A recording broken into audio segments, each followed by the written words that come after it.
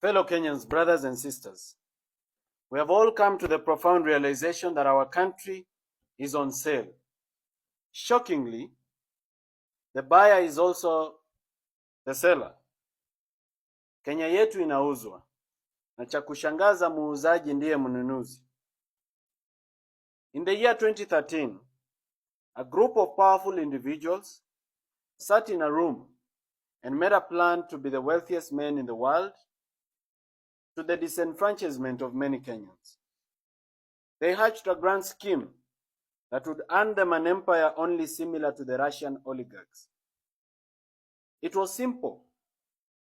Steal as much as you can, make Kenya poor as much as you can, then bring back the money that has been stolen and buy everything that is valuable in Kenya, then dominate the people as their landlords. However, they had to overcome one obstacle. Kenya had just received a new constitution, which required every shilling of revenue, including money borrowed, to be deposited in the consolidated fund. From there, it would be allocated by Parliament to the recurrent and development expenditure, withdrawals of which would be made with the approval of the Controller of Budget, and the Auditor General would audit it. These individuals decided to cheat the law.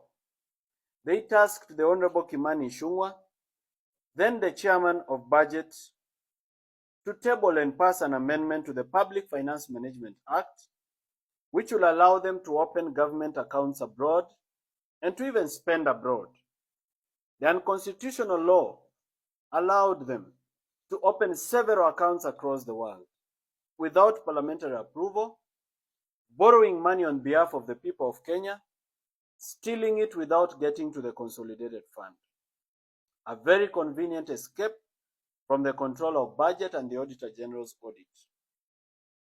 Since that time, fellow Kenyans, our country has been robbed in a despicable manner.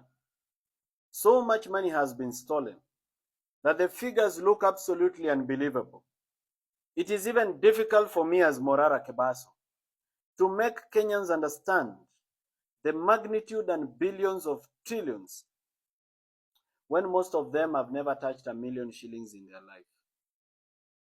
This money was stashed abroad in bank accounts across various continents, from Hong Kong to Cayman Islands, to Jersey City, to Dubai, to Panama, to Malta. Money was stolen and kept abroad. This money was meant for your health care. It was meant for your children's education. It was meant for your own education. It was meant for development projects across the nation that would save Kenya and that would give millions of jobs. And it was stolen with uttermost greed and reckless abandon. Our country has been deliberately made poor. Why? It is because they want to make it cheap for the buyer. State corporations that employ very many Kenyans have been run down to intentionally make losses so that these individuals can justify privatization of these institutions. The hyenas of Kenya have decided they want to eat their own children, and they have accused them of smelling like goats.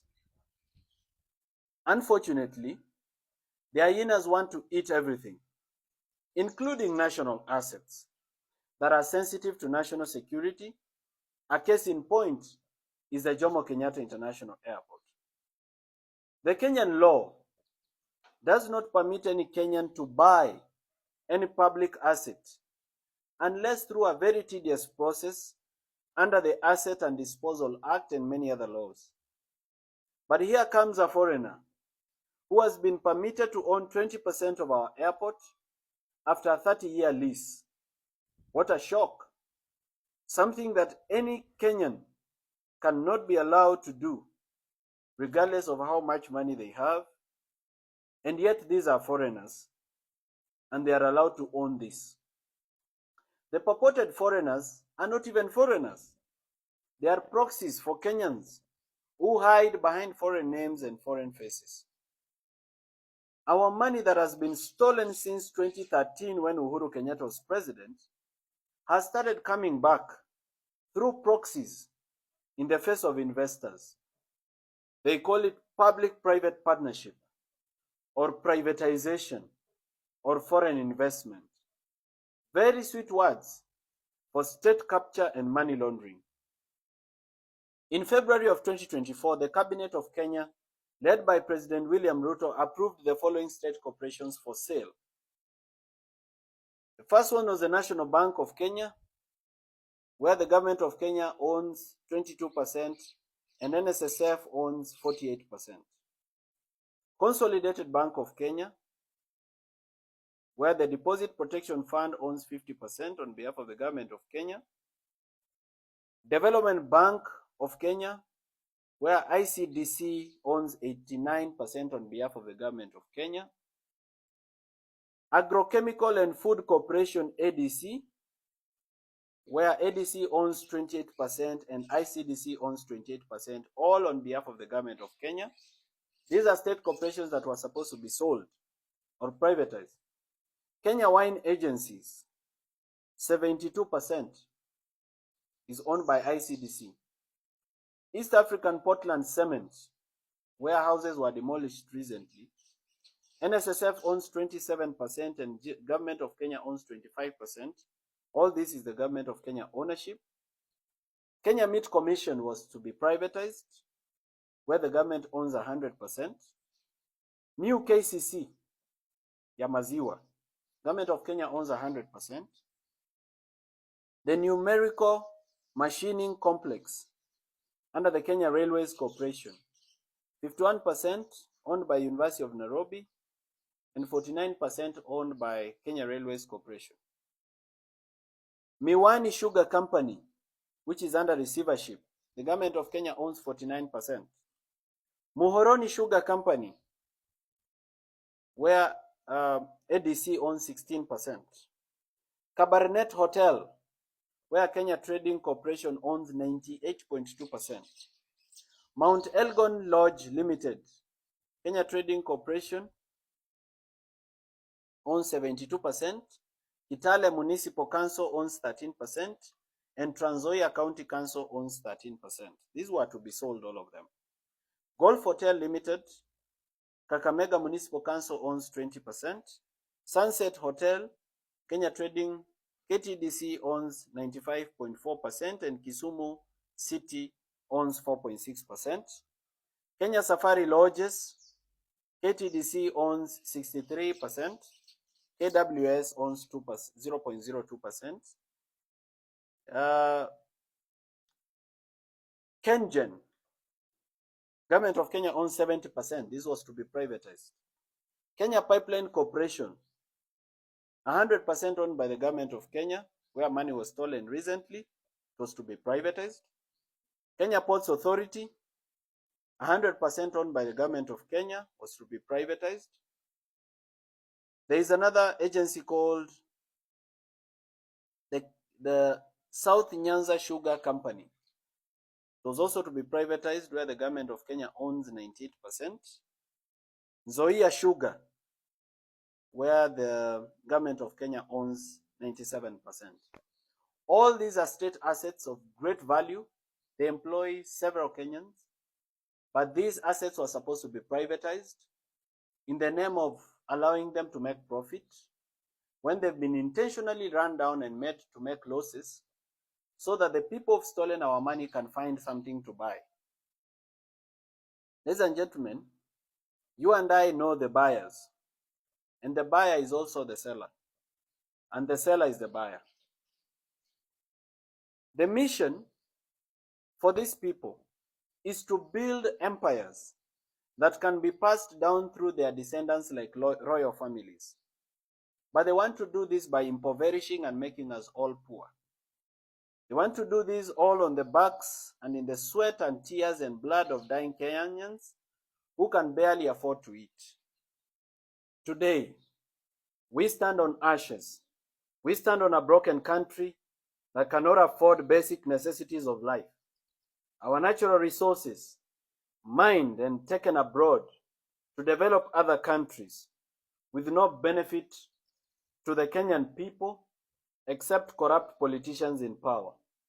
Our gold, our petroleum, our coltan, our gemstones, our titanium, our mica, our diatomite, all gone. Stolen by white people who bribe black people in power because they are too greedy to think of the future of their children. We have become beggars in our own nation. We are so angry and bitter that sometimes we forget and fight amongst ourselves. We have lost any hope in our future. We are in a state of darkness. A thick smoke has engulfed our nation. We are a population which is poor, destitute, and drowning in the tears of sadness. While we continue to cry about the state of our nation, some individuals and their children are living large and enjoying fine things. They have bought helicopters, private jets, rare cars, luxury boats, expensive watches, expensive belts. They have bought holiday homes around the world, and they have invested in building private cities. They have bought our banks. They control the sectors of our life. We cannot move without fueling in a petrol station that is owned by them. They process our food, and we eat their brands. We have become beggars at home. Fellow Kenyans, were we born to be poor, sick, and die? Aren't we entitled to human dignity? Why should we live like slaves at home? People of our nation, we have tolerated mediocrity for far too long. We have tolerated incompetent politicians who steal our money, insult us, abduct us, kill us, and continue to lead us as if they own us. We have become like pieces of furniture in a rich man's house. We need to liberate ourselves. We must set ourselves free from tribalism, corruption, and poor governance. We must liberate our minds. We need a new dream. And the time is now, not tomorrow. As a young man in this nation, I have tried my best to open your eyes.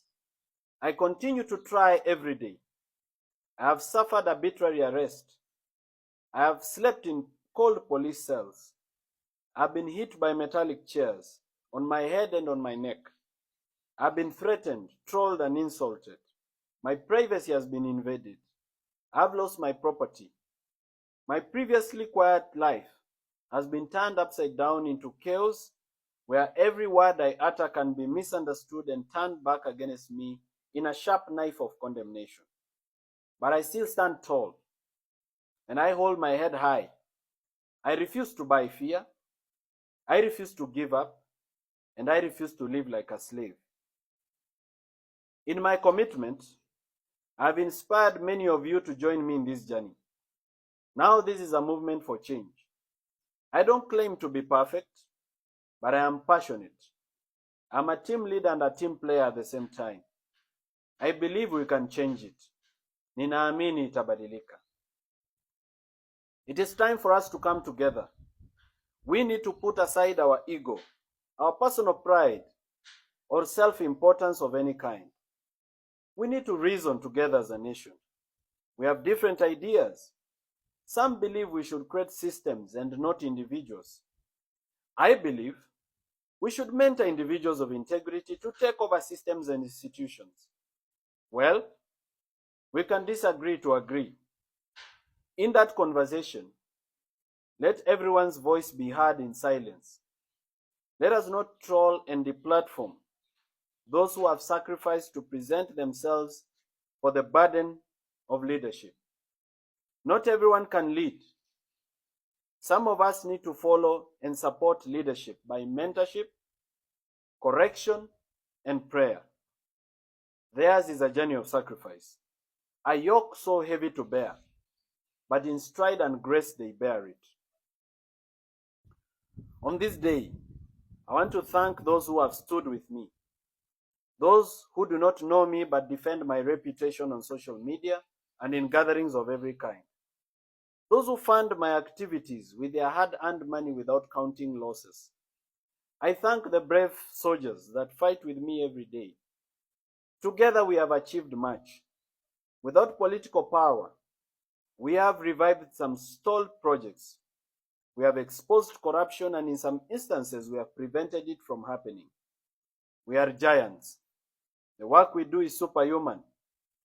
We should do more of this every day and inspire other Kenyans to also do what they can do in their small ways and big ways. I also thank Kenyans of integrity who have stood with the nation. Notably, I want to recognize the effort of Honorable Kio Mtata, Honorable Richard Onyonka, Honorable Gathoni Wamuchomba, Honorable Jimmy Wanjigi, Eric Omondi, media personalities, content creators like Crazy Kena, musicians who have sung about bad governance like Nonini and Shanky, the Law Society of Kenya, judges, bloggers, spoken word artists like Oeba, YouTubers, TikTokers, Kenyans on X, civil society groups, whistleblowers, and all Kenyans of good intent. If I have not mentioned you, it's not because you're little, but because I may not be able to mention all of you. May you live to see the change that you're fighting for. And may your sacrifice be rewarded in abundance. Now, ladies and gentlemen, the government has learned about your sacrifice and your relentlessness. To divide and conquer you, they have opened several battles. They want to wear you down and scatter you so that you fight different battles in different directions. In less than 3 months, the country has witnessed controversial legislation on the extension of term limits of the president and parliament and on the agriculture bill, a disastrous healthcare system, worker strike, a divisive impeachment, university funding quagmire, an airport theft, abductions, killings, and so much more that we are confused which war to fight and which one to wait. This is deliberate and very intentional. It is the mission of those in power to wear us down and drain our energy. It's an emotional fatigue strategy. We must forge an alliance. We must combine our efforts and combine our problems into one message: regime change. We need to completely overhaul the system. We need to recall members of parliament. We need a fresh election for the presidency before 2027. We are impatient. We cannot wait for 2027. We need to wipe out this corrupt system and their cousins, whichever way they come. To achieve this, we must fight for the reconstitution of the Independent Electoral and Boundaries Commission, IEBC, which has been deliberately dragged in the courts so that it is not formed. We need various efforts working towards the same goal. We may not do the same thing, but everybody can do something. Lawyers should file cases. Online activists should whip the masses. Musicians should make music. Journalists should inform the public. And every Kenyan should do whatever they can, including influencing other Kenyans in the mobilization against regime change. It will not be easy, but it will be worth it. And in all things, ninaamini itabadilika. Thank you, and God bless you.